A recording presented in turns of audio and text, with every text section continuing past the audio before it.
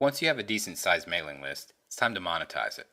As an email marketer, you're likely aware of the term one-time offer, which is when you offer your subscribers with a limited time deal on a package or product of some kind. Typically, one-time offers appear only once during a sign-up process, and on traditional sales pages, the one-time offer will be presented either right before or after a customer makes a purchase. When it comes to email marketing, however, you could offer your subscribers with your one-time offer immediately following their confirmation to be added to the list. There's some controversy as to whether this is the best approach to take, however, since, as we previously discussed, building a solid relationship with your list is the most important aspect to successful email marketing. And if you're not yet considered an authority on your subject and your subscribers aren't familiar with who you are, presenting a paid product immediately after someone signs up to your newsletter, expecting free information, can ultimately harm your progress.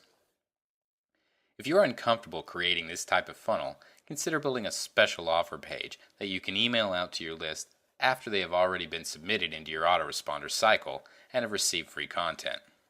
You can announce that your one-time offer is available only for a limited time and will be removed on a specific date. Make sure that you follow through and remove this page once the deadline has been met. You'll also want to pre-fill your autoresponder with messages before building your mailing list. That way your subscribers are immediately entered into the sequence and can begin receiving regular emails from you. These are emails that you have pre-written and are sent out automatically on certain dates. Personally, I send out the first email instantly that features the download URL to the free product that I initially offered, and then one email per week, all on complete autopilot.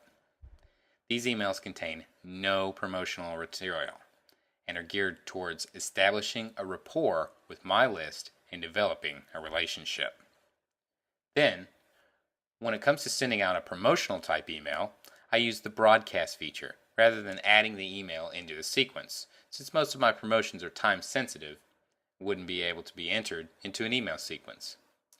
Broadcasts are when you create an email and send it out to your entire mailing list, rather than add it to the email cycle itself. The frequency in which you email your list is completely up to you.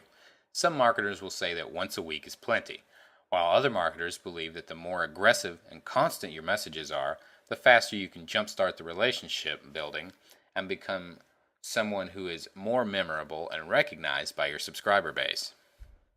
One thing that I've found, however, is that solo campaigns, broadcasts with promotions, always worked better than mixing up free content with promotional advertisements in the footer or midway through the content. You want to train your subscriber base to be comfortable with both free content and advertisements, and of course, trust your judgment and recommendations for the products you promote, which leads me to my next point: being honest. It's very easy to get caught up in having an attentive audience that you can easily contact and advertise to.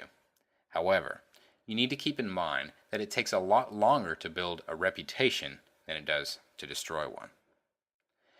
If you're sending out reviews and recommendations on affiliate-based products, you need to make absolutely certain that you stand behind the products you're endorsing.